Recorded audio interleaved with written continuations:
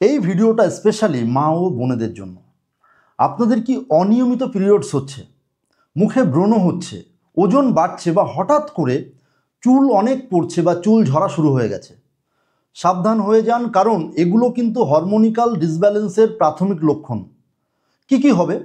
আপনাদের polycystic ovary syndrome হতে পারে, যেটা পিসিওএস, থাইরয়েডের হরমোনাল সমস্যা হতে পারে, প্রোলাকটিন বা ইনসুলিন হরমোনের ডিসব্যালেন্সের কারণে এটা হতে পারে। গ্লোবালি যদি দেখা যায়, প্রতি 10 জন মহিলার মধ্যে একজন মহিলার পিসিওএস এর সমস্যা কিন্তু আছে।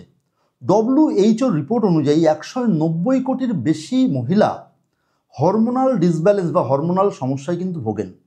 আর ইন্ডিয়াতে যদি দেখেন, ইন্ডিয়ার শহর অঞ্চলের মহিলাদের মধ্যে 22 থেকে 30% পর্যন্ত মহিলাদের মধ্যে পিসিওএস এর সমস্যা কিন্তু দেখা দেয়। সাধারণ লক্ষণ কি? মাসিক বা পিরিয়ডস অনিয়ম হওয়া বা বন্ধ হয়ে যাওয়া, চুল পাতলা হয়ে যাওয়া, মুখে লোম গজানো, হঠাৎ ওজন বৃদ্ধি হয়ে যেতে পারে, মুড সুইং করছে। এবার আসি, এর জন্য কি টেস্ট করা অত্যন্ত প্রয়োজন।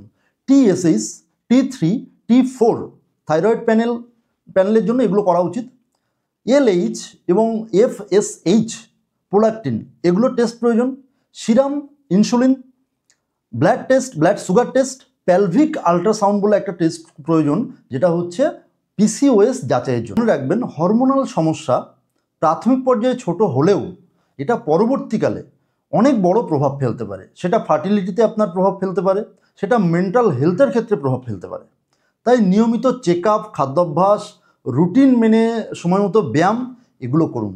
আর সুস্থ থাকতে, সতেজ থাকতে আমাদের এই চ্যানেলটাকে ফলো করে নিন। দেখা হচ্ছে আগামীকাল একটা নতুন ভিডিওতে, নতুন হেলথের আপডেট নিয়ে। নমস্কার।